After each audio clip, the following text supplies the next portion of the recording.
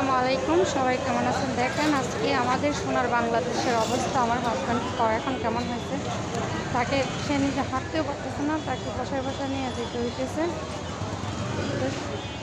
এমন একটা পরিস্থিতিতে আছি যে ডাকাতি কী করতে না পারে।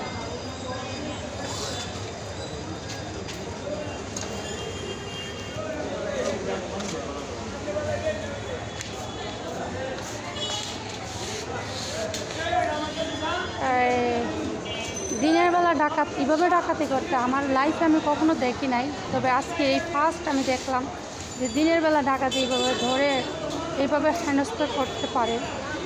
আমাদের ব্যাগ কেটে 2টা আইফোন নিয়ে গেছে, একটা 14 Pro Max, একটা 8 Plus। টাকা ছিল, টাকা নিয়ে গেছে, আর আমাদের এই অবস্থা আজকে। আপু সরেন, আপু সরেন, আপু সরেন।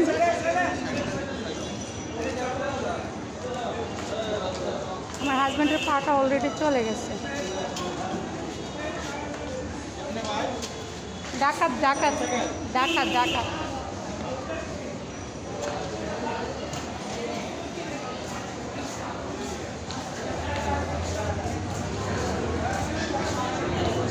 আমিও জুড়ে হাঁটতে পারতেছি না, আমার পায়ে অনেক ব্যথা। আমার পাটা ভাঙে নাই, কিন্তু আমার পাটা মচকে গেছে। আমার হাজব্যান্ডের পা অলরেডি আঙ্গুল 2টা কেটে গেছে।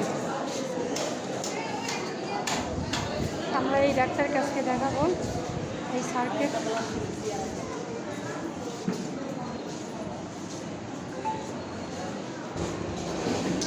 ও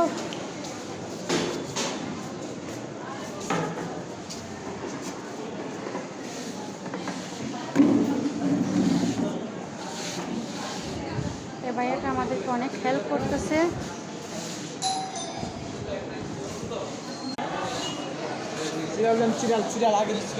যাই হোক, এখন আমি আসছি ডাক্তারকে সিরিয়াল দেওয়ার জন্য।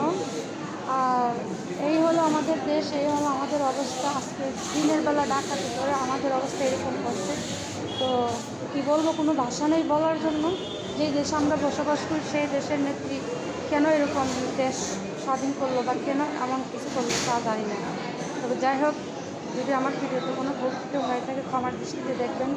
আর দোয়া করবেন আমার ফ্যামিলির জন্য, সবাই যেন আমার ফ্যামিলিটা ভালো সুস্থভাবে থাকতে পারে, নিরাপদভাবে থাকতে পারে। আমার ফ্যামিলিতে অনেক সমস্যা চলতেছে, আমরা অনেক মানুষের চোখের মধ্যে পড়ে গেছি, অনেক ডাকাতের চোখে পড়ছি, ডাকাতের দৃষ্টি আমাদের উপর পড়ছে। যে ডাকাতের দল আজকে তো আমাদের ফ্যামিলিকে সুস্থভাবে নিঃশ্বাস নিতে দিচ্ছে না।